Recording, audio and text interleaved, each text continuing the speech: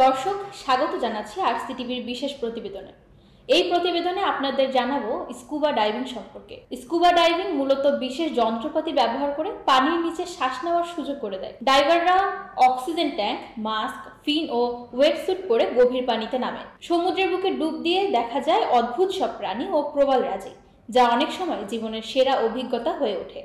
তবে এই সৌন্দর্যের আড়ালে আছে নানা বিপদ। সবচেয়ে বড় ঝুঁকি হলো ডিকম্প্রেশন সিকনেস বা দ্য ব্যান্ডস। দ্রুত উপরে উঠলে শরীরে জমে থাকা নাইট্রোজেন গ্যাস হঠাৎ বেরিয়ে বুদবুদ তৈরি করে, যা শরীরের অঙ্গ প্রত্যঙ্গের মারাত্মক ক্ষতি করতে পারে। আরেকটি ঝুঁকি হলো অক্সিজেন টক্সিসিটি। অনেক গভীরে গেলে শরীরে বেশি পরিমাণ অক্সিজেন শোষণ করে, যা মাথা ঘোরা, খিঁচুনি কিংবা অজ্ঞান হওয়ার কারণ হতে পারে। তাছাড়া আছে বারোট্রমা, অর্থাৎ কানের ভিতরে চাপ সামঞ্জস্য করতে না পারলে কানের পর্দা ফেটে যেতে পারে। অন্যদিকে গভীর সমুদ্রের হাঙর বা বিষাক্ত সামুদ্রিক প্রাণীর মুখোমুখি হওয়ার ঝুঁকিও অস্বীকার করা যায় না। তাহলে প্রশ্ন আসে, স্কুবা ডাইভিং কি খুবই বিপজ্জনক? আসলে না।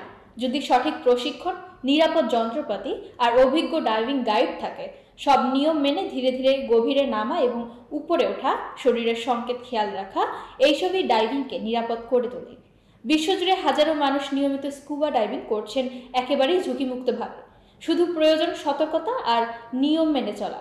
স্কুবা ডাইভিং একদিকে যেমন দারুণ অ্যাডভেঞ্চার, অন্যদিকে কিছুটা ঝুঁকিও বটে। প্রকৃতিকে উপভোগ করার সাথে সাথে নিরাপত্তা নিশ্চিত করা ও সচেতন হওয়াই পারে এর অভিজ্ঞতাকে অবিস্মরণীয় করে তুলতে। দর্শক, আবারও ফিরে আসবো নতুন কোনো বিজ্ঞান, প্রকৃতি বা অ্যাডভেঞ্চার গল্প নিয়ে। দেশ বিদেশের সর্বশেষ খবর জানতে সংযুক্ত থাকুন আরসিটিভির সাথে।